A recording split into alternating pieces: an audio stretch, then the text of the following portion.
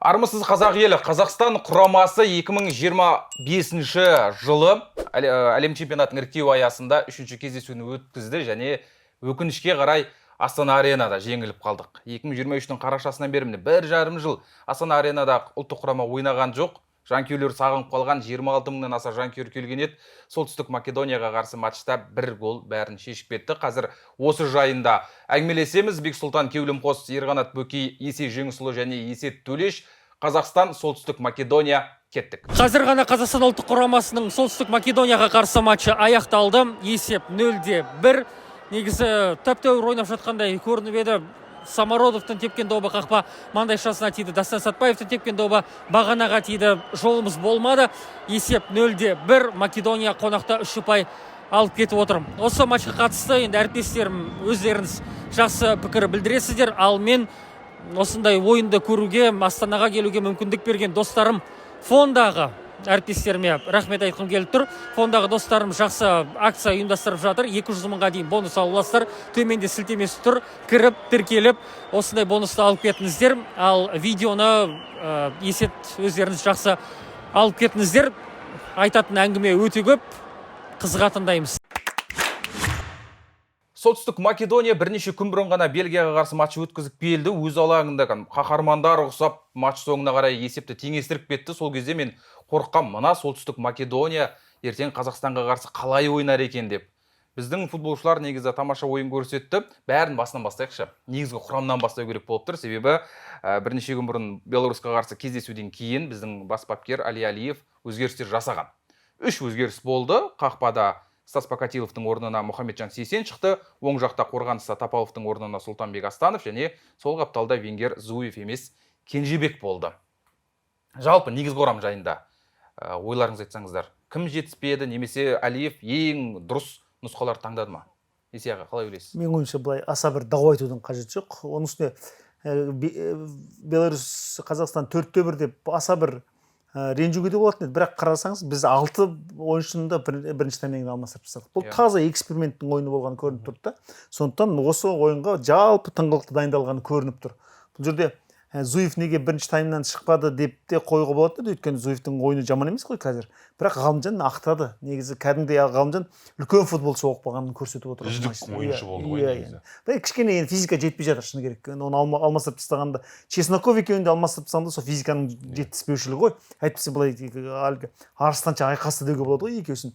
Ал енді қақпашы Сейсеннің тұратыны енді Стас Покатиловтың андай қателерінен кейін ол сұранып тұрды өзінен ақ. Және аса бір қатты қате де жіберген жоқ Сейсен. Ал жаңағы тағы бір өзгерісіміз қандай еді? Қаптал оны енді біздің оң қаптал бір енді мәселесі шешілмей жатқан қаптал ғой. Сондықтан қай ойыншы ойнаса да бұл жерде бәрібір бізде қателік болады оны мойындауымыз керек. Сонда біздің ұлттық құрамада енді бірінші нөмір Мұхамеджан Сейсен деп айта беруге болатын шығар, иә? Ресми матчтарға сол жүгіп жүр, 2 матчқа қатарынан Лихтенштейнге де қарсы енді осы матчта да ойнады және былай ақтап жатыр. Жақсы ойнады ғой негізі. Өз деңгейінде мысалға Солтүстік Македония құрамасынан енді көп футболшылар тани бермейміз, бірақ топ-5 лигада ойнап жүрген ойыншылар бар. Қақпашы оның ішінде Димитриевский, Элиф Элмас Таринода ойнайды, Жирона шабуылшысы Боян Миовский. Міне топ-5 лигадан 3 футболшы бар және Сауд Арабиясы да қазір үздік лигалардың бірі ғой. Сол жақта оларда бір футболшы бар. Алиевский Лидс ойнағанда сол матчын қайта жүргізіп әбден танымал болып қойды, көзімізге танылып қойды. Алғашқы жарты сағат жалпы осындай ойын күттіңіздер ме Қазақстан құрамасын? 0-0 кезінде кәдімгідей қыспаққа алып, Солтүстік Македонияны өзінің жарты алаңына тығып тастады. Біз енді үйде ойнап жатқаннан кейін сөйтіп ойнауымыз керек қой. Біз үйде ойнап жатырмыз.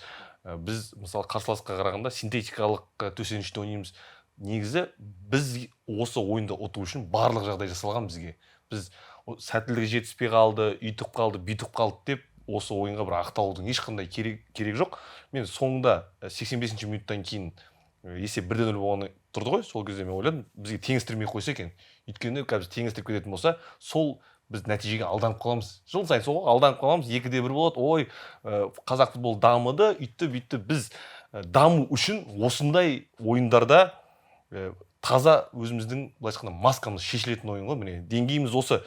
Одан мысалы Беларусьтан кейінгі ойыннан кейін бәрі жаңағы енді түсінікті болды. Сен жаңа айтып отырсың, Бельгияға қарсы Бельгиямен 1-1 ойнап жүрген құрама біз оны оларды ұта аламыз деген бір ондай сиқырға, ондай бір ертегіге сенудің ешқандай да қажеті жоқ. Таза ұтылдық. Жалпы біздің ғана Қазақстан спорт сондайға қатты құмар бір нәрсеге ұтылып қалса, келесі жарысқа барады да ақпарат көздеріне біз ұттық, жеңдік деп. Қазір міне волейболда сондай болып жатыр. Волейболда қыздар волейболын алғанда Моңғолия, Вьетнам, Гонконгтарға қарсы жіберіп тастаған. Солар оны ұтады. Міне осы мен бүгін басталған шығар ойын, сол мен 100% кепілдік бере аламын, ол турнирді ұтады. Одан кейін бүткіл бақ өкілдеріне шығады. Бізде волейбол күшті дамып жатыр деп. Дәл солай бізде хоккейде болған, Барыс шіріп жатты да, сол шірген Барыстың ойындарын алды да Азиядаға жіберді. Азияда да ұттық. Одан кейін бүткіл бақ ақпарат көздері ойбай хоккей дамып жатыр дейді. Негізі біздің Қазақстандағы спорттың деңгейі осы. Біз солтүстік Македониядан бүгін 1-0 есебімізбен ұтылғанға біз қуануымыз керек. Әйтпесе жаңағыдай неге тиіп жатыр ғой, қақпа бағанасына, маңайшасына тиіп жатыр. Ол сәттілікті де Алиев өзі айтқан. Ол сәттілікке де біз лайықты болуымыз керек деп. Біз лайықты болған жоқпыз. Демек деңгейіміз осы. Оның қазір мына фанаттар ой біз күшті ойнадық деп оған алданудың менің ойымша ешқандай да қажеті жоқ. Бұл ойын яғни сенің көзқарасыңды өзгерткен жоқ. Өзгерткен жоқ. Құрамасының ойыны бойынша. Енді біз деген бізде егер түсінетін мысалы Дастан Сатпаев ұқсаған ойыншылар жылда шығып отырса, мысалы жылда Ламасия ұқсап енді бір ойыншыдан беріп отырса, онда күшті болады. Ондай 30 жылда бір рет шығатын ойыншы Дастан Сатпаев. Дастан Сатпаевтың өзіне ғана бір өкініш бар шығар, бала талантты, мықты. Осы ойында гол соққанда мүмкін басқаша қырынан ашылар ма еді. Салып жүр ғой, мысалы Ақтөбеге қарсы да қандай керемет гол соқты. Бірақ ұлттық құрама үшін жалпы бұл жерде бір ғана ойыншыны айтпаймыз ғой. Жалпы ұлттық құраманы бір команда деп алатын болсақ, онда біз осы 0 деген есепке қанағаттануымыз керек. Және біздің деңгей осы. Есеға, сізге матч жалпы қалай болды? Жалпы Ерат Бөкейдің сөзіне келісесіз бе деген басты сұрақ болып тұр енді. Негізі енді келіскім де келеді, келіскім де келмейді. Бірақ біз деңгейіміз осы деген сөзді бір өзімізге не қойып алдық та кәдімгідей. Оны Асқат Тағаберген құраманың капитаны да айта береді. Журналист біз де айта береміз, қарапайым жанкүйер. Біз қашанғы деңгейіміз осы деп отырамыз деген сұрақ тұрады. Ойынмен дәлелдемесе мен Есеға мысалы мен түсінемін, сіздер бар ғой қазір. Бұл жерден сіздер енді алғашқы болмауны позитив іздегілеріңіз келеді. Ал біз, мен айтайыншы, мысалы менің 90-шы жылдары туылған жастар, бізде сол сеніп келдік қой, мысалға Данияны ұтқан кезде ой деп кәдімгі көзімізге жалпы біздің спортқа, сіз енді тек қана футбол комментатор емес қой, бүткіл бұрыннан бері спортты біздің көзімізге осындай бір шаңды шаша береді ғой, жылтырақты. Біз соны қатты алданып қала береміз. Бокста да сол, біз олимпиададан ешқандай да медаль бір ғана қол алып келеміз да, одан кейін біреудің атындағы турнирға жібере салады, сол жерден алтын алып келеміз да, бокс дамып жатыр деп бүткіл бақ көздеріне шығара салады. Ол әрдайым бола беретін нәрсе, оны қашанғы оны жұта беруге болады. Оны біз осы жерден тамырымен алып, осы футболды тамырымен өзгертпесек болмайды. Ол айтып отырғандар дұрыс енді. Бірақ енді бокста мысалы олимпиадада бір қола немесе бір күміс алып, ары қарай әлем чемпионатына барып 4 алтын алса, оны деңгей емес деп айтуға тағы болмайды ғой. Енді өйтіп баламаны жүргізе беруге болады. Бұл жердегі футболға оралайық. Құрамаға оралайық. Мысалы, мен тағы да Әлиевтен қорқақ футбол күттім шыны керек. Қайтер екен, басқа емес, Бельгиямен тең ойнап қалдық. Жоқ, обостан айтылады. Бірақ қараңыздар, Уэльспен ойында дәл сол Быстров, дәл сол ортадағы Нұрәлі Әліп тура қарсыластың аяғына салып берген 2 рет, сол екеуі гол болған. Бұл жолы 2 рет болған жоқ, үшіншісі гол. Өзіміз сұрап алдық ана гол. Бізге соғыңдар Шағатай. Біз осы қателікті біз жақсы меңгеріп алғанбыз деп ше, мысалы үшін. Иә. Енді жарайды, Маричкин кетті, оның орнына Малый жарайды. Малый енді бір жас ойыншы келсе бір жол болады. Енді былай қарасам, бірақ Малый жаман ойнап жүрген жоқ енді. Ол және өзі ойнағысы келіп жатса, ешкім осы U31 деп біздің құраманы не қылып келеміз деп жатыр ғой енді. Мен мысалы өмір көрген адам ретінде айтайын, сен үздіксің ба, сен ойна болды. Міне осы матчтан кейін Асқат Тағаберген кетіп жатыр дейді, мысалы. Барын берді Асқат, ештеңе жоқ. Бірақ мен жалпы Әлиевтің кішкене өзінің принциптеріне айнып, мен қашан қорқа беремін деген тұрғыда ойнатып жатқанына осы матчта риза болдым, мысалы. Иә? Ғалымжан Кенжебек тек қана неде жүрген жоқ, сол қаптал жүрген жоқ, артқа қарап қандай көмектесті мысалы үшін. Иә? Кім қанша прессинг жасады. Мен жалпы жігіттер осы мына ойын қарқынымен бір 60-шы минутта деген өшіп қалады деп едім. Бірдекілік ойыншының ғана физикасы отырды. Жалпы алғанда сол нені ұстады ғой. Иә, қарқын ұстап тұр, сол қарқын ұстап тұр. Бұл жерде өкінішті шынында да Әлиев шынында да біз соған дайын болуымыз, лайықты болуымыз керек деп айтса айтқан шығар. Бірақ енді бір матчта үш рет маңдайшамен жақтауға бағынға тигізу деген кішкене біз үшін мен үшін өкінішті болып қалды, қатты бар ғой. Бір голға лайық едік, бірақ қараңыздар, Асхат Тағыбергеннің ондай соққы жұмсай алатынын білеміз, және есі шығып қайтарды ғой, біріншінде қақпашы, білесіздер ме? Екіншісінде тағы бір Нұрәлі Әліптің сол аяғымен соққысын қайтарды. Бұл жерде не андай қалай деуге болады, Қазақстан құрамасы жоқ дегенде тең нәтижеге лайық еді, жоқ дегенде тең нәтижеге лайық еді, бірақ амал жоқ. Тағы да таблодағы есеп қалады, протоколдарда, хаттамаларда сенің қалай ойнағанын қалмайды. Сондықтан амал жоқ, көнеміз. Алғашқы жарты сағатта Қазақстанда мүмкіндіктер болды. Кенжебектің мүмкіндігі, Самародовтың қапталдан асырылған пасты соққыға айналдырғаны, Чесноковтың, одан кейін Асхат Тағыбергеннің алсан жойқын соққысы болды. Сол сәтте Қазақстан ойынды бақылауда ұстап тұрды. Қателік тағы да. Солтүстік Македония гол соққан сәт. Шеберлік қой ол. Шеберлік деп білемін. Шеберліктен бөлек бұл енді Қазақстанның бірнеше эпизодта жіберген қателігі болды. Үшінші қабатта мен санап отырдым. Бір шабуыл кезінде Трайковский гол соқты, сөйтіп Солтүстік Македония алға шықты. Сол жерде жалпы кімді кінәлауға болады Қазақстан құрамасынан? Енді қорғаныста Быстров үйтіп көтеріп пас бере ма? Соны айтам, иә? Көтеріп бере ма? Мысалға алдыңда сен ойыншы тұр, жермен берсеш, ол жоқ, қараңыздаршы, бізде бір-бірін сақтандыру деген жоқ та. Мысалы өткендегі Беларусьпен екінші таймға Әділбек Жұмаханов шығады да, оп-оңай ана Трофим Мельниченко деген аяғының астынан бүйтіп іліп әкете салады.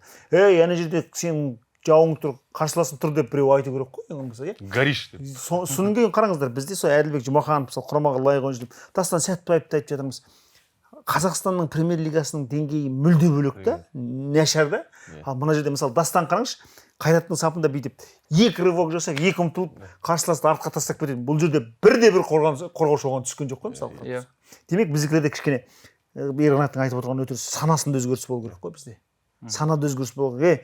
Мен малданып Қазақстан премьер-лигасында бүйтіп жүргенімді, біз айына 3 миллион, 4 миллион теңге тауып жүргенімді қашанға мен малданамын? Яғни ана жұрттың боласы, Трайковский деген қандай мысалы үшін, енді осы 2-4 жыл бұрынғы, 3 жыл бұрынғы жолдасы кездесуде гол соққан қазір. Демек, олар сол деңгейден түспейді деген сөз. Біздегі мысалға қарашы, Кенжебек өзге чемпионатта ойнап тұрғаны басқа чемпионат, ол Қазақстан премьер-лигасының ойыншысы емес қой. Бірден көрінді ғой. Көрінеді. Самародов пен Кенжебек. Бірден мысалға мен жігіттер шын айтам бар ғой, анау мен Кенжебектің ойнап денем тітіркенді ғой, бір бол, мына бала шынымен де өзінің арманы үшін, мысалы кез келген ойыншының, мысалы Қазақстан туылған ойыншының Европаға барсам деп армандайды. Европада ол жаңа орта қолды команда, орта қол чемпионатта жүрсе де, бірақ басқа деңгейде екенін бүгінгі ойында көрсетті. Кипрдің екінші лигасында бастады ғой, Кипр, Словакияда. Әрі қарай енді көре жатады. Еркек тек қана мысалға осындай кезде біз дәл кіріп, мысалға Кенжебектің жеке аккаунтына кіріп жазуымыз керек, мықты ойнадың деп. Сол кезде ол түсіну керек. Тек қана жалақыда емес әңгіме. Тек қана жалақыда емес. Біз деген соған алданып қаламыз. Жассың ба, мысалға енді Оразов та барды, қаншама чемпионатта көріп жатыр. Егер де сен арманың үшін, егер арманыңды жалақыға ауыстырған болсаң, онда егер бас дейтін ойыншы болатын болса, IT-ға да басқа да неше түрлі сфераға барып, сен ол 3 миллионды табуға болады негізі. Сонда бұл матчқа біздің шетелде жүрген футболшыларымыз жетіспей қалуы мүмкін ба? Бақтияр жарайды жарақат дедік. Рамазан қазір қосалық құрамда отыр деп шақырмай қалды. Абат Айымбетовте де тура сондай жағдай. Бірақ бұл ұлттық құраманың көшбасшылары болды ғой ұзақ уақыт бойы. Міне осы футболшыларды шақырған жоқ. Жаңа енді екі футболшыны айттың, ол екі футболшы мысалы бірінші минуттан бастаса, қосалық құрамнан шығатын ойыншылар жеткіліксіз болды ғой бізде. 3 қана футболшы алмастырылды. 3 қана футболшы. 5 мүмкіндік бар еді. Сол екі ойыншы шығып, мүмкін сол ойынның соңында разница істеп кете ме екен. Тым болмаса соңғы 10-15 минут. Бізде сол футболшылар дефицит қой. Жоқ футболшылар. Қазір ойынды шығап, нақты күшейтетін дейтін бір нұсқа табылмады. Әсіресе мына Қуат пен Тағыбергенді ауыстыруға болатын еді. Бірақ әлі соңына дейін алмастырмай соны қалдыра салды. Меніңше Дәурен Жұмат шығару керек еді. Өте креативті ойыншы. Мүмкін соңғы минуттарда бір момент жасап беретін еді. Сол енді тактикалық тұрғыда орын табылмаған сияқты ол жерде. Ол кезде бәрі Навал болды ғой. Навалға Жұмат керек емес та. Бұл жерде оның орнына Алияр Мұхаммед таңдады ғой негізі. Алияр кішкене риза болдым. Егер бұрынғы Әлиев болатын болса, ол үш қорғаушыдан өлсе айырылмайтын еді да. Ол Быстровты алып тастады да, Мұхаммед шығарып отыр. Демек нәтижеге жұмыс істеп, және былай ғой, жаңа сөздің басында айтқанда, қашанғы қорқа береміз? Болды ғой, мысалы, қашанғы қорқа береміз? Сенде мысалы Быстров енді ұлттық жаңағы неде командасында, клубтық командасында тәжірибесі жоқ ойыншы қазір. 0, графасы 0 мысалы үшін, иә. Бірақ ұлттық құрамада бірақ сол білініп жатыр, иә, қателіктері қандай. Сол мойындау керек, соның қателігінен кейін келген гол ғой. Нұралы Әліп қой енді. Жоқ, Нұралы Әліпке бұл жерде берушінің қателігі деп ойлаймын. Өйткені Нұралы Әліпке сен мысалы қорғаныстағы адам үшін әуелетіп пас бермейсің. Қалай сен қорғаушы бола тұра әуелетіп бересің? Оны сен мектепте саған база, ол база ғой, кәдімгі саған үйретілетін. Сен егер прессинг кезінде ешқашан онда аутқа теп. Және осы жаққа келе жатқанда бір пікірді естіп қалдым. Мына бапкердің тактикалық қателігі дейді. Владимир Жарков дейтін әріптесім жазыпты. Қорғаныстан Барселонаның стилімен шығу, паспен шығу деп ше. Оған да келісуге болады. Сен қорғаныстың күйіп жанып жатыр ма, өрт болып отыр ма? Теуіп құтыл. Теуіп құтыл. Оны саған ешкім жазғырмайды ол үшін, иә? Басты гол болмаса болды ғой. Иә, басты. Оның үстіне және теуіп құтыл дегеннің өзінде осы екінші таймда қарасаңыздар, міндетті түрде не Кенжебекке барды, не Самородовқа барды ғой. Әйтеуір екеуі соңғы сәт кейін талас Чесноков кішкене да отырып қалды. Қанша физикасы дегенмен жетіңкіремейді екен, оны байқамыш. Мен ойлап едім, Самородов кішкене шаршап қалма деп. Жоқ, соңғы сәтте ана сол жақтан 2-3 қорғаушыны өткен кезде күші бар екен бұл жігіттің ше. Сондықтан кішкене бәрібір тәуекел керек сияқты көрініп тұрды да маған. Сосын мысалы Асқат Тағыбергенмен Исламбек Қуат, иә, жарайды. Исламбек Асқат кішкене алға кетіп ойнаса деп едім. Кейін соңынан қарай ғана келіп әлгі мына жақтан оң қапталдан пас бергенде неге бермедім деп бір сүңгіп өзі ренжіген. Сол сәттер ғана бір аздау болып қалды. Негізі Асқат кішкене соңғы матч екен ғой құрамадағы енді. Кішкене тәуекелге бару керек еді ол да. Сол үшін де мүмкін кішкене алыстан соққы бағыттаған шығар, кішкене соңғы матчында голмен қайтайын деп. Құтқарып па, есепті теңестіріп. Асқат Тағыберген жайлы айтайық енді, осы Асқат туралы басталды. Сөз басталды деп па. Иә, жалпы мансабын аяқтады ұлттық құрамада. Қандай ойларыңыз жалпы? Асқат жайлы осы жерде мен кішкене статистика жөнінен түзету енгізіп берейінші. Мысалы, бүгін Сергей Малый 70-ші матчын өткізіп жатыр, Асқат Тағыберген 60-ші матчын өткізіп жатыр дейді да. Ол біздің мына көп жағдайда шатастыратын Кюрасаумен 10 адам алмасқан, Қырғызстанмен 8 адамнан соны қосып жібереді негізі ше. Олар ресми статистикаға кірмейді ол. Сондықтан Асқаттікі 62-ші матч бүгін, 63 деп қателесіп жатыр.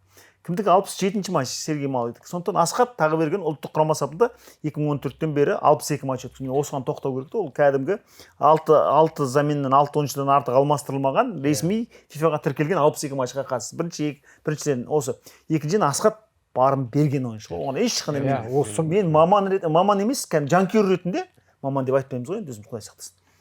Мен Асқатқа ризамын. Ол кәдімгі Қызылорданың қара топырағында туып, сондай үлкен деңгейге жетіп, ұлттық құраманың капитан деңгейіне жетіп қана қойған жоқ. Ұлттық құраманың тарихындағы ең ұлы жеңістің бастаушысы болды ғой. Жалпы сіздің сөздеріңізбен келісе отырып, мен жалғайын деп отырмын. Асқат Тағыберген осы матчтан кейінгі баспасөзде, жалпы интервьюінде, жаңағы карьерасын аяқтайтын жариялады. Сосын хейтерлерге сәлем жолдағандай болды да. Хейтерлер қуана берсеңдер болады, мен мансабымды аяқтадым деп айтып қалды. Менің ойымша Асқат Тағыбергеннің жасы 34-те екенін білеміз да.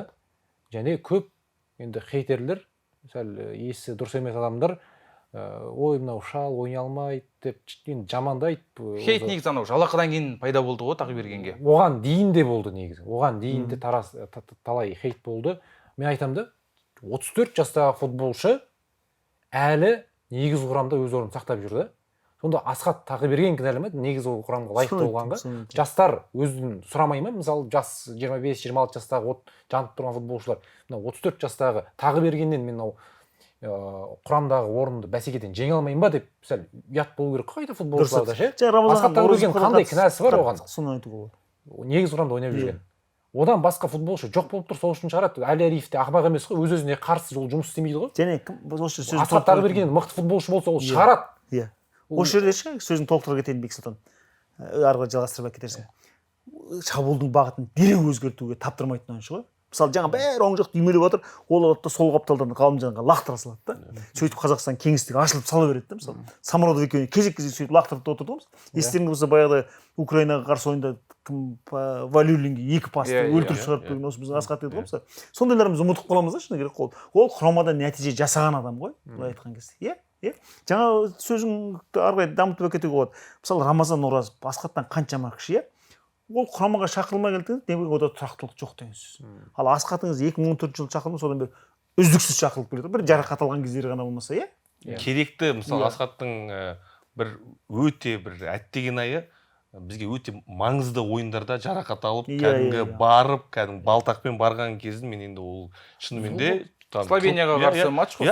тұрып шабалақ ұруға болатын сол кезде Асхаттан басқа бізде опорник жоқ екен. жоқ біздің ең проблемный не ғой позиция ғой бізде оң жаңағы Исаяға айтқандай оң жақта ойнайтын қорғаушы және де ортамыз біздің енді ашық не ғой ден открытый двери ғой. Орталық жартылай қорғаушылар таңдау жоқ жалпы орталық жартылай қорғаушылар мысалы кеше шыққан Асхат Тағыберген 34-те, Ислами Қуат 32-де.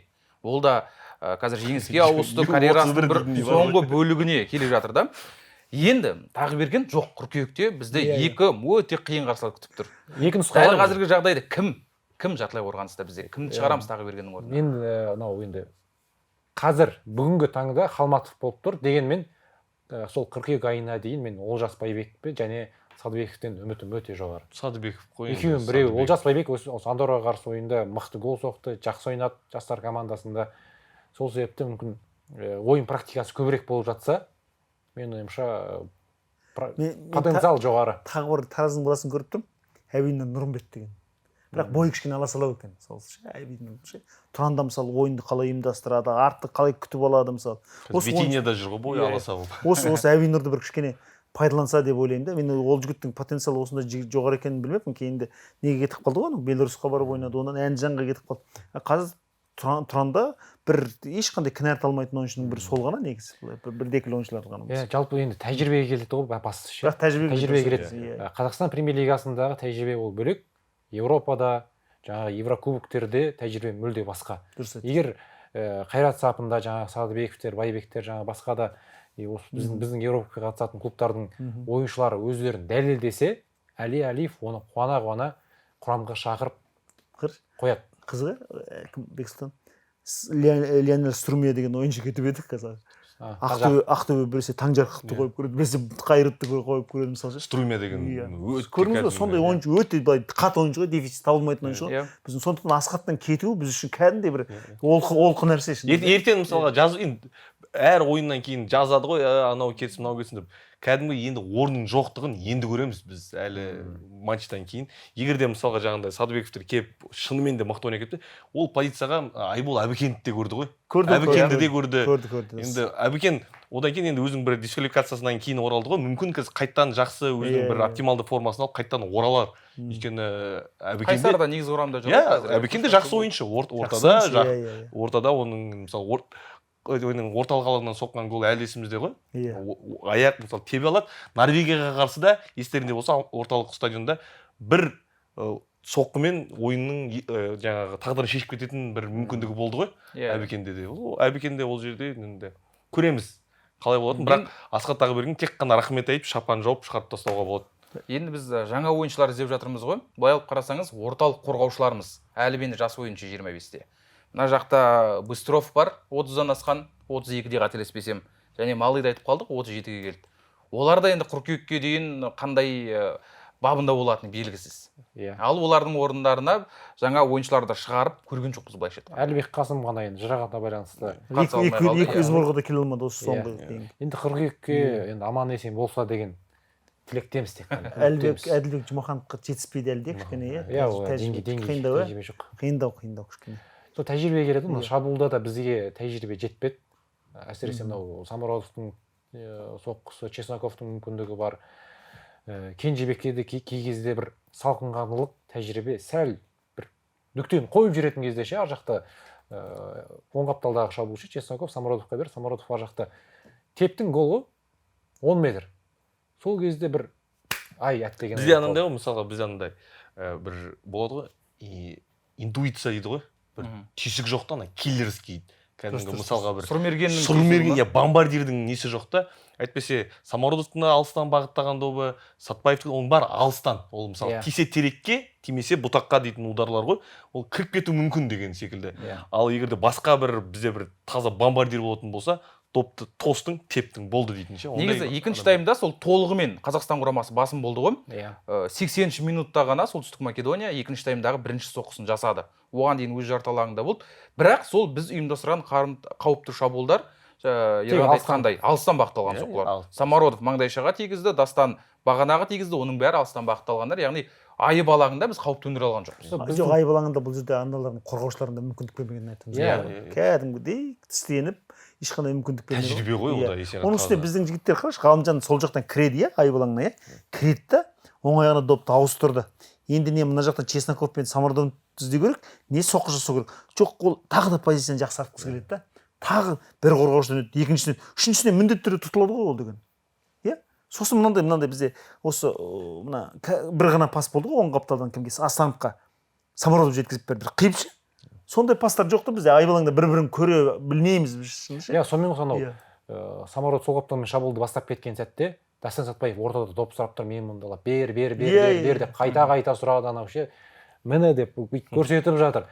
Бірақ Самородов оны байқамай соңына дейін барды да, кейін барып топты пас берем деді да, пасы қиып кетіп 97 минутта бұл жерде Самородов пас беретін жерден соққы жасады. 97 минут. Жоқ, сосын қараңдаршы, тура сол жерде енді біздің жанкүйер ретінде келді Самородов, міне Исламбек Қуат Асқат тағы берген, тағы Чесноков бәрі мына жерде тұр да, мына жерде.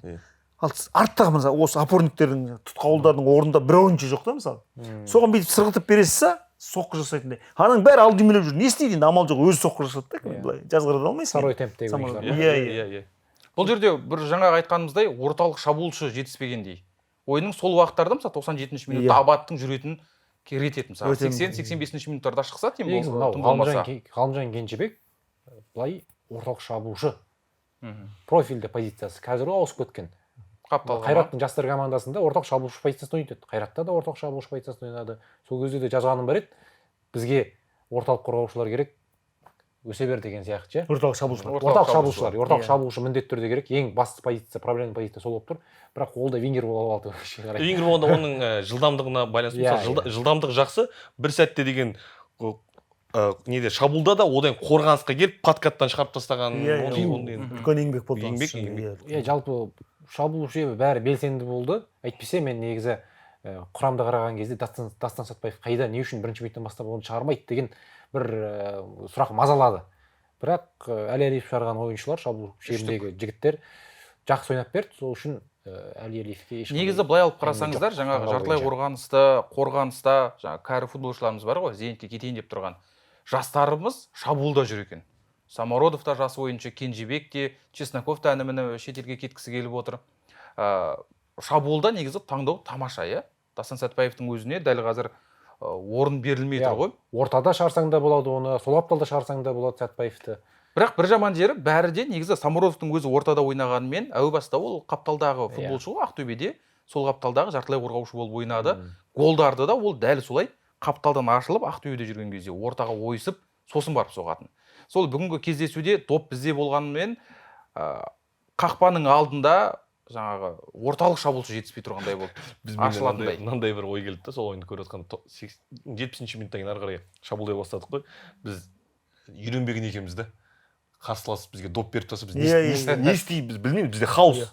Біз қорғаныста үйренгенімізде 70-ші минуттан ары қарай біз тек қана қорғана аламыз. Екі ақ тактика ғой бізде. Алыстан тебу, немесе қапталдан ортаға қарай пас астыру. Екі нұсқа. Позиционный атака болған жоқ қой бізде. Жоқ, қарашы, енді допты алдық мысалы, сонда мен бұл жерде бір кішкене риза болған себебім артқа пас аз болды да. Бұғайылы жаппай Нұралы Әліп пен Сергей немесе Марышкинге пасты бере беруші еді. Бұл жерде кішкене тәуекел болды. Осы жерде орталық алаңда бір креатив ойыншы керек екен да біз. Бауыржан Исламға. Адиевтің кезіндегі Оразов сондай еді ғой. Алаң ортасынан дриблингке барып қорықпай ойнайтын. Оң жақтан Чесноков шабуылдайды, сол жақтан Ғалымжан Кенжебек шабуылдайды. Бітті, мына жерде екеуі өзінің несін шебін жеп қойды. Бітті. Енді орталық алаңға пас беріп орталық осы жерде мен тура соны ойлап отқанда дәл осындай сұрақ келді да, және мен ол сұраққа жауабын таптым. Егер де Кенжебек жақсы формада болатын болса, осы жерге Дастан Сатпаев екеуін бірге шығаруға болады.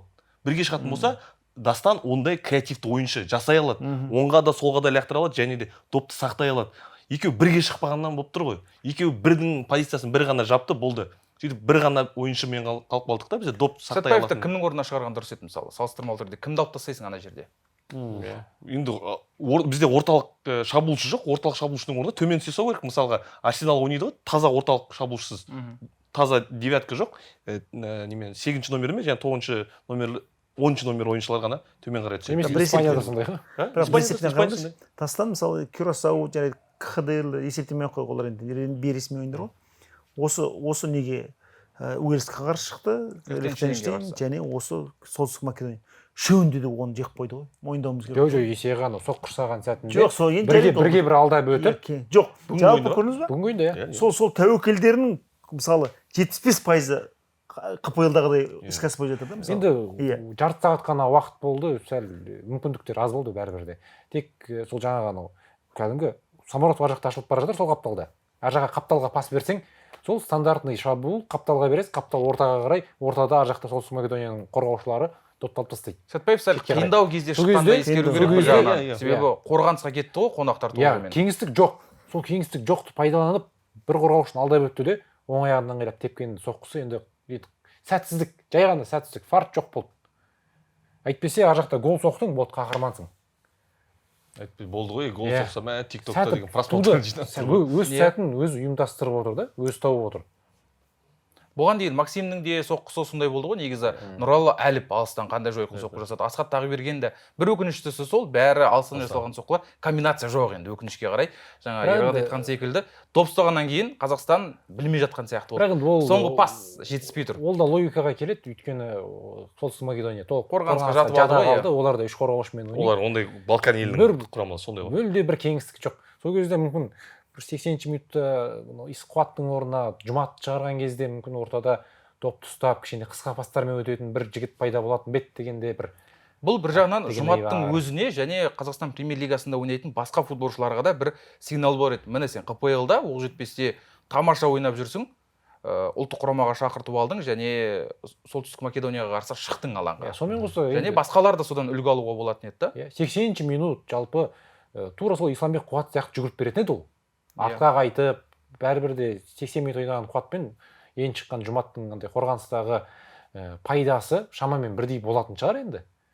Сондай тәуекелге бармады. Солтүстік Македонияның өзі осы матчқа дейін 9 матч ұтылмай келген. Иә. 9 матч бүгін 10-шы матчында. Және біз осындай елдерден неге үлгі алмаймыз деймін да. Олар өздерінің осал тұстарын біледі және мықты тұстарын біледі. Қандай сәтте, қандай позицияда гол сала алады. Гол соқты болды. 11 ойыншымен қорғана алады.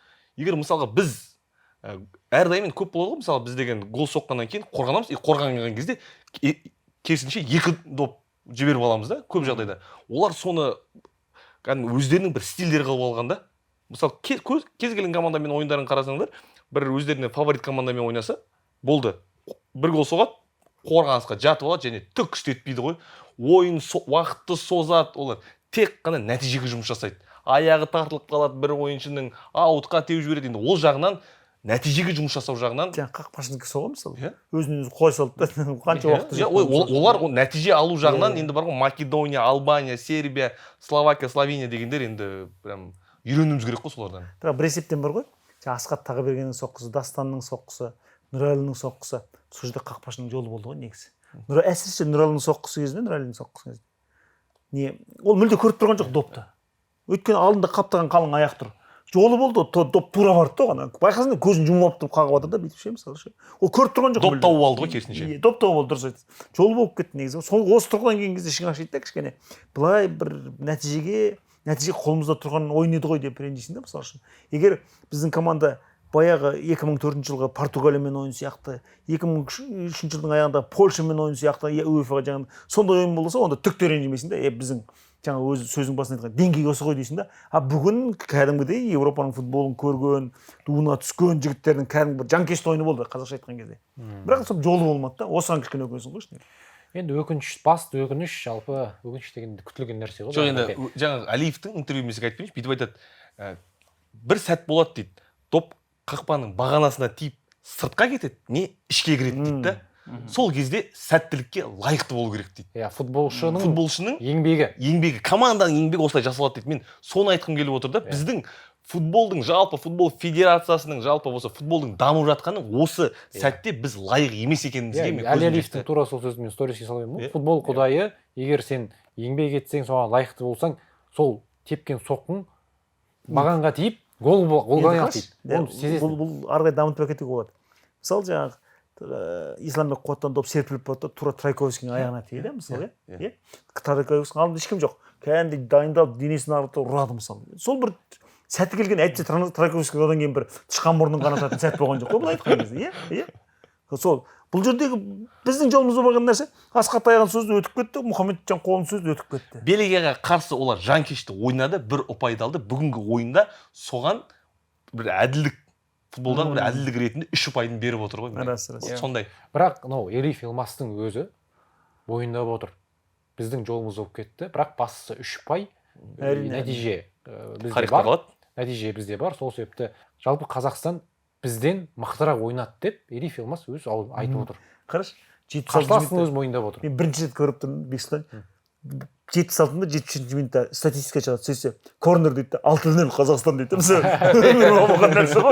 біртүрлі сенбей көзімді ұсталып қайта қарайсың мен дәл сол ой жазатын қателескен жоқ жарты сағатта келді соққылар саны 6-4 Қазақстан жеңіп тұрды да сол кезде солтүстік Македонияға қарсы негізі жаңағы Қазақстан құрамасының деңгейі осындай деп жатыр ғой Ерқанат былай алып қарасаң басқа нәрсені ойламайық тек бір ғана матч осы солтүстік Македонияға қарсы кездесу құрамаларды ауыстыра салайықшы мысалы мына жақта Манчестер Юнайтед дейік мына жақта Ман Сити ойнады дейік ше Қазақстан Манчестер Юнайтед расымен ана жерде Юнайтедтің жолы болған жоқ деп айтамыз ғой ойын бойынша алсақ Юнайтедтің жолы болған жоқ Юнайтед осыған дейін 2008-де Чемпиондар Лигасын жеңді жоқ оның тарихын есептеме бір ғана матч бар сол матчта команданың жолы болған жоқ әдемі ойын көрсетті соққылар жасады қарсылас команда қорғанысқа жатып алды бір гол соғып алғаннан кейін салыстырмалы түрде Ман Сити фаворит болған бір голдан кейін Юнайтед тықсырып тастады мынау тура сондай жағдай ғой сен мысалы ол мен күнде айтатын әңгімем ғой мынау Барселона Испания мықтырақ болды бірақ жеңілді деген сияқты Қазақстан да бүгінгі ойында мықтырақ болды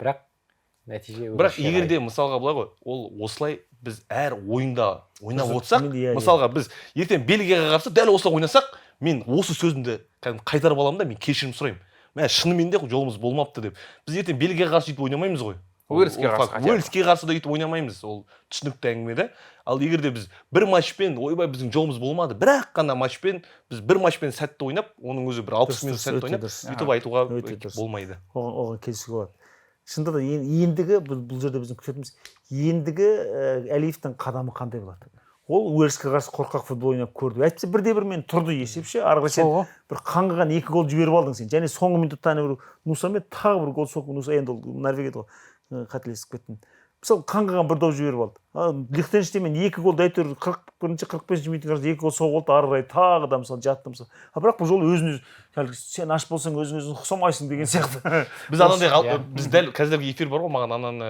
елестетіп бір дежавю бар Норвегиямен қарсы Норвегиямен 0-0 ойнадық деп естеріңдер ма мә Холландты жауып тастады Әлібек Қасым мен Нұрғалиев жеп тастады дейік одан кейін қалған ойындар не болды жоқ қалған ойындарда шерстесі тактиканы өзгертті Ослоға барды да сол Холландың ортадан ашылды да сол қаптал тақ еткізді ғой мысалы ешқандай ақтай алмайсың да оны сол кезде 0-0 деген қатты қуанып отырдық қой біз қазір 1-0-ға қуанып отырмыз ғой негізі сондықтан ендігі Әлиевтің қадамдарын бағу керек қалай істейді сондай тәуекелге бара ала ма мысалы иә енді мысалы мен қорқып отырмын Лихтенштейнмен ойыннан кейін Марчкин кетеді кіммен әр 2 ойын сайын бір ойыншы кетіп отырса бір ардагер кетіп отырса жағдайымыз не болады деп ше мысалы ендігі малы кетемін деген ме екен енді 2 ойыннан кейін мысалы қуат кетемін дейтін шығар қуат кетуі мүмкін мысалы көрдіңіз ба Малыйдың енді соңғы циклы болып тұр ғой енді шамамен алғанда Малыйға рахмет бейшара жақсы ойнады 37 жаста мысалы әйтпесе тегін ғой просто ондай қоғамдық жұмыс сияқты барады футбол ойнайды қайтады мысалы ешкім оған ақша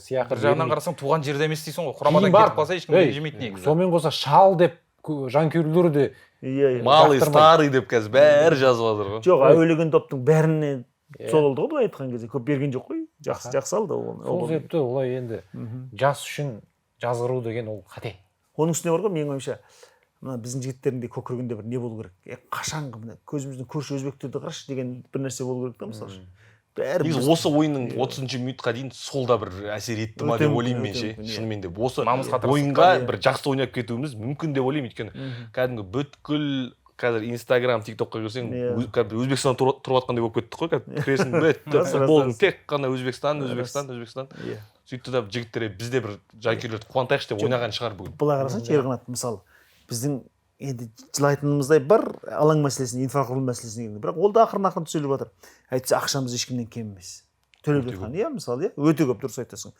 Шетелден бапкер шақырып жатырмыз, ол да жеткілікті, мысалы үшін, иә. Түрлі UEFA-ның жобалары алаң анау әйтеуір бірдеңе істеп жатыр. Былай қарасаң, ешкімнен кем емессің, тек ойна болды ғой, иә. Ойна. Осы тұрған кезде жаңағыдай мысалы біз Асқат Тағыберген құрамада тұрақты ойнап келе жатқан Сергей Малый сияқты жігіттер сияқты қазіргі жастардың да сондай болуын талап етуіміз керек. Мысалы Ғалымжан Кенжебек солтүстік Македонияға қарсы жарқ етіп, ары қарай ертең Уэльске қарсы бір өзгелең көсін өзгере алмай жүрсе, онда не деңгей болады мысалы. Бізде ондай мысалдар өте Өте көп. көп. Сейдахмет Венгрияға қарсы қайтып ойнады. Венгрияға қарсы одан кейін кезінде Хизинченко Әзербайжанға қарсы ойнады. Гридин болды бізде. Гридин. Бір мақтай жібереміз, кейін барып өсу тоқтап қалады. Оның бәрі не ғой, психология ғой. Осы Химкиден Мәскеудің жанында Химки қаласында Ресеймен өткен ойыннан бірге қайттық қой ұлттық құрамаға. Сонда жігіттерге сұрақ қойдық та, кетіп қалмайсыңдар ма шетелге деп сөйтсек.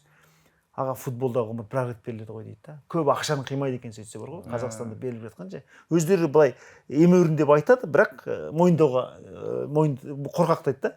Сондықтан менің ойымша осы жаңағы енді барасап бәрі керемет болып кетеді деп және айта алмайсың. Ораз мысалы Селкеборг. Иә, Селкеборгта жағдай анау болды. Оның алдында Словения жағдай анау болды былай қарасаң. Коперде ма? Иә, Коперде мысалы қарасаң.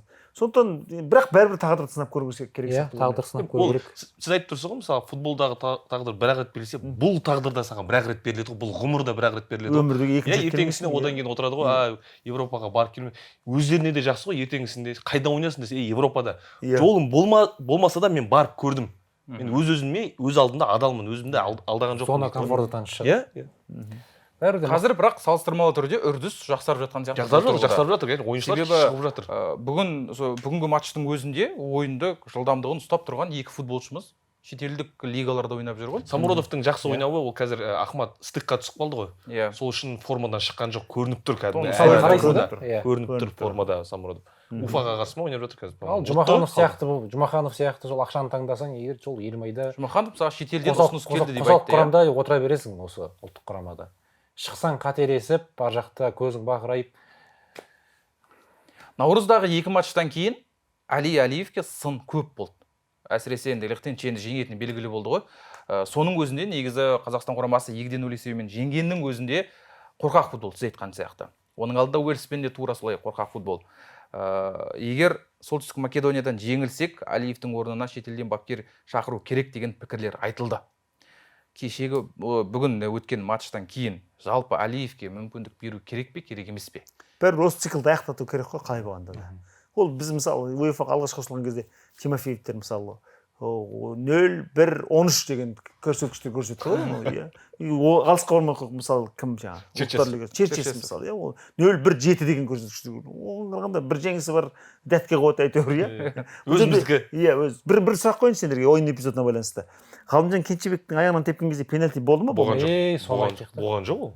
Болған жоқ деп ойлайсың. Сол қайталау дұрыс көрсетпеді. Соны айтамын, бір ғана ракурс көрсетеді. Болған. Нақты айту маған қиындау. болған сияқты көрініп тұрды сол. Сен дәлелдеші. Егер контакты болса, андай таза аяққа контакт болған жоқ, корпусқа болғандай болды, сондан кейін сол үшін. Аяққа мен көрмедім, шыны керек. Айта алмаймын сол үшін. Бір моментте неден бұрыштама жақтан көрсетті ғой. Бұрыштама жақтан көрсеткенде болған жоқ, кәдімгі аяғына тиген жоқ топ.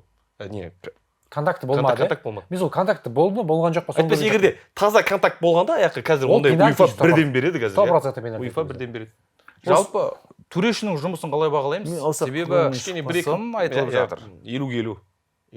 Екі жаққа да берді, бірақ ол бір жақты болып кетті. Бір есептен бар ғой жігіттер ше. Енді төрешілер ренжімізге болады, пенальти берілгенде әйтті бүйтті, көбінше ана қарсыласы жақтады деп. Біздің жігіттердің өзінде қате бар да, мысалы.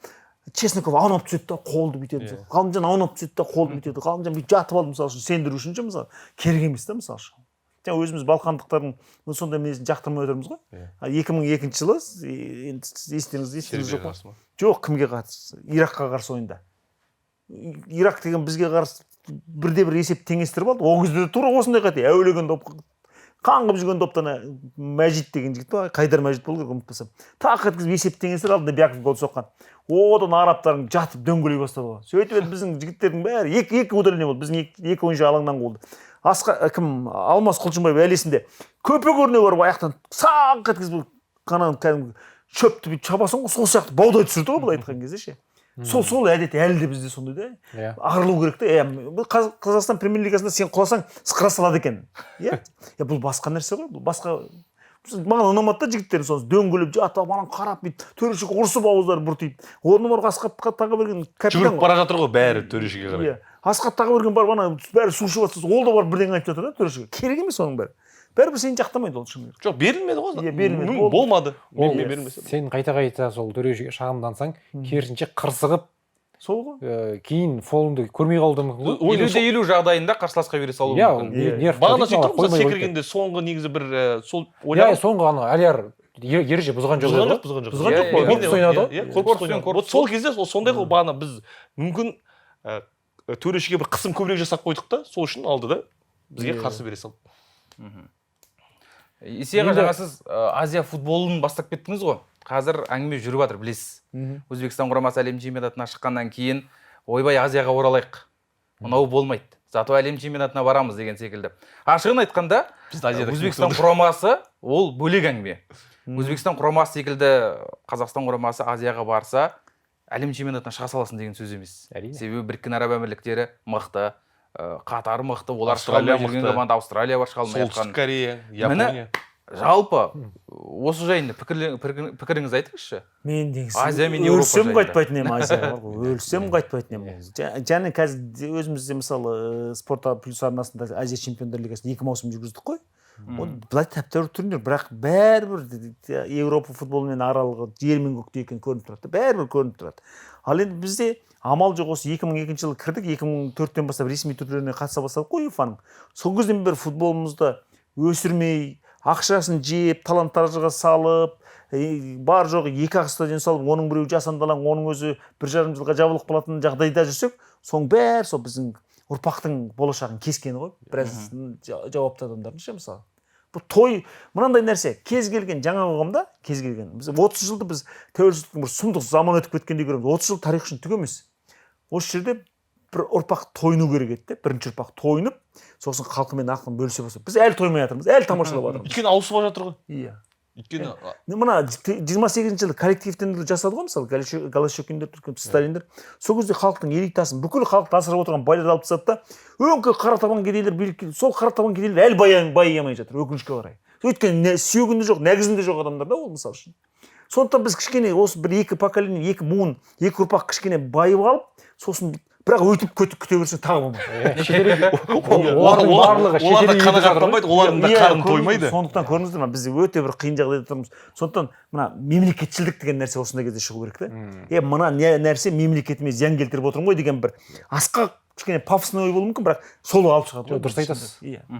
Және мысалға жаңа ол барлығы жаңа ақшаны талан-таражға салу, жемқорлық, соның барлығы жазалану керек қой. Ол жазаланбаса, мысалға біздің федерацияның президент қанша рет осыған дейін ауысады, спокойно кете береді ғой, бәрі кетіп мен болды. Өзім жұмысымды істедім, жаңа коттеджімді салдым, үйімді алдым, басқа елде комиссиясын төлеп кете береді. 800 миллион теңге шығын бар дейді, соны орнына келтірді, болды. Қылмыстық іс жоқ дейді. Болды, сол ғой енді сөйтіп кете беретін болса, ол қашан жазаланады, сол кезде ғана салынады стадиондар. Әйтпесе деген қазір Дженнифер Лопес келеді деп қай жақта ойнайтынын білмей қалып жатырмыз ғой. Сен ертең жас қалада ойнап отпаса болғаны? Оның өзі сол Алматының стадионының несіне шығыс жағына баршы, аяғың астында үгітіліп тұр ғой. Масқара. Дженнифер Лопес көп адам келсе құлайды. Құдай сақтасын. Енді бізді алда осы жеңілістен кейін енді бізде оған дейін де болды ғой. Бірақ әлем чемпионатына деген үміт нөлге тең еді деп айтсақ болады. Әрі қарай қалай ойнау керек? Өзбекстан олға деп тұрмыз ғой біз осы ойыннан кейін. Біз Өзбекстанның жанкүйеріміз ғой. Әрі қарай енді Әли Алиев бізде әлі үміт бар деп айтамын. Мен негізі қырқысу керек деп есептеймін. Бельгия шығама, Уэльс шығама, әлі де қырқысу керек. әрине қырқысу деген бар, бірақ енді реалист ретінде көретін болсақ, Әли Алиевке, мынау федерацияға бұл бір қысымнан арылу болады. Бәрі әлем чемпионатына шыға алмайсың. Болды, келесі ойын Бельгияға қарсы барын сал, мәселен кейін. Ешқандай қысым жоқ. Жеңілсек, жеңілдік, мақұл. Бәрібір әлем чемпионатына шығайын деп тұрған жоқпыз ғой, дұрыс па?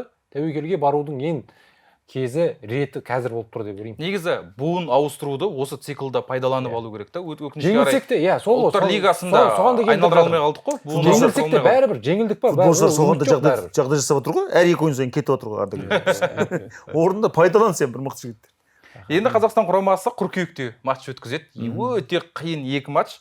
4-ші қыркүйекте Уэльсті қабылдаймыз Астана аренада. Ал 7-ші қыркүйекте Бельгияға қонаққа барамыз. Ол кезде футболшыларымыздың бағы қалай болады, Еврокубокта кімдер ойнап жүреді деген мүлдем бөлек әңгіме. Оны енді қыркүйекке сол уақытқа қалдырайық. Ал сіздер бізбен бірге осы видеоны соңына дейін қарағандарыңызға көп рахмет. Қазақстан құрамасында жалпы жас футболшылардан кімді шақыру керек, кім құрамға енбей қалды, және Али Алиевке осы циклдың соңына дейін мүмкіндік беру қажет пе? Өз пікіріңізді міндетті түрде пікірге жаза кетіңіз, және каналға жазылып лайк басуды ұмытпаңыз. Сау болыңыздар.